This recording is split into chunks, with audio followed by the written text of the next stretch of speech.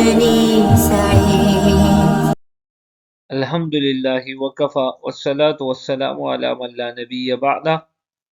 اما بعد، بسم اللہ الرحمن الرحیم۔ حج مذاکرہ گروپ کے ساتھ ہمارا منزل حج تک کا یہ سفر الحمدللہ قدم بہ قدم، پڑاؤ بہ پڑاؤ آگے بڑھ رہا ہے۔ اس سے پہلے اسباق میں ہم نے جمرات کی مکمل تعریف، کتنے جمرے ہیں، کہاں کہاں پر واقع ہیں، یہ سیکھنے کی کوشش کی، اور اس کے بعد پھر 10 ذی الحجہ کو جو رمی کی جائے گی اس کے اوقات کے بارے میں، اس کے مکروہ، مستحب، مسنون اوقات کے بارے میں جاننے کی کوشش کی۔ آج کے سبق میں اور آج کے پڑاؤ میں ہم یہ سیکھنے کی کوشش کریں گے کہ 10 ذی الحجہ کو رمی کرنے کا طریقہ کیا ہے۔ تو یاد رکھیں کہ 10 ذی الحجہ کو رمی صرف جمرہ عقبہ کی جاتی ہے۔ جمرات بلڈنگ میں جب ہم داخل ہوتے ہیں، جس منزل سے بھی چاہے داخل ہو، تو جیسے اس تصویر میں نظر آ رہا ہے، یہ جمرہ اولا ہے، یعنی پہلا جمرہ، اس کے بعد پھر دوسرا اور پھر تیسرا۔ تو 10 ذی الحجہ کو حکومت اور انتظامیہ نے پہلے 2 جمرات کو کسی طریقے سے ڈھانپا ہوتا ہے اور کور کیا ہوتا ہے، تاکہ لوگ غلطی سے اس کی جمرہ کی رمی کر کے مطمئن نہ ہو جائے، اور صرف یہ آخری جمرہ یہ کھلا ہوتا ہے۔ تو دونوں سے گزر کر جمرہ عقبہ کے پاس آپ تشریف لائیں گے انشاءاللہ۔ پھر رمی کرنے کا طریقہ یہ ہے کہ پتھر یا کنکر آپ چاہے جس طریقے سے بھی پکڑ کر مارے تو جائز تو ہے، لیکن بہتر طریقہ یہ ہے کہ انگوٹھے اور شہادت کی انگلی سے اس کا پکڑنا مستحب ہے، اور یہ بھی مستحب ہے کہ رمی کرتے وقت ہاتھ اتنا اونچا ہو کہ ان مردوں کا بغل کھل جائے۔ پھر طریقہ یہ ہوگا کہ بڑے جمرہ سے تھوڑے سے فاصلے پر کھڑے ہوں اور 7 دفعہ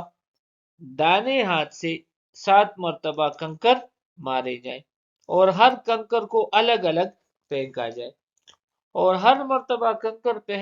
پھینکنے کے ساتھ اللہ اکبر کہنا بھی مسنون ہے۔ اور اس کے ساتھ ساتھ بعض علماء سے یہ دعا پڑھنا بھی منقول ہے، اور انہوں نے اس کی بھی پڑھنے کی ترغیب دی ہے: بسم اللہ اللہ اکبر رغما للشیطان ورضا للرحمن۔ بسم اللہ، میں اللہ کے نام سے شروع کرتا ہوں،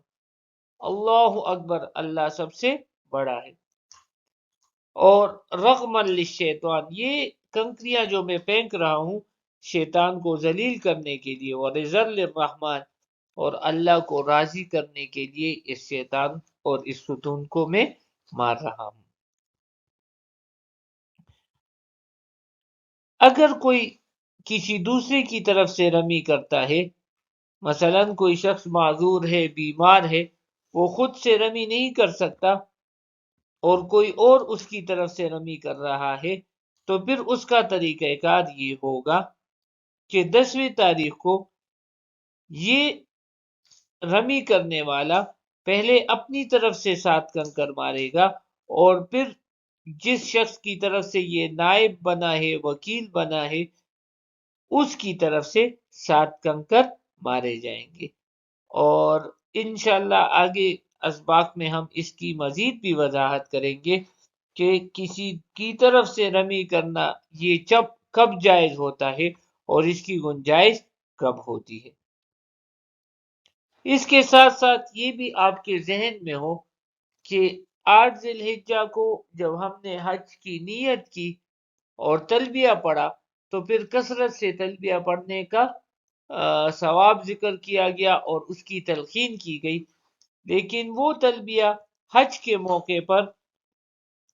جمرہ عقبہ کو پہلے کنکر مارنے کے ساتھ ہی اس کا سلسلہ موقوف ہو جائے گا۔ اب تلبیہ بند ہو جائے گی اور دوسرے اذکار سے زبان کو تر کیا جائے گا۔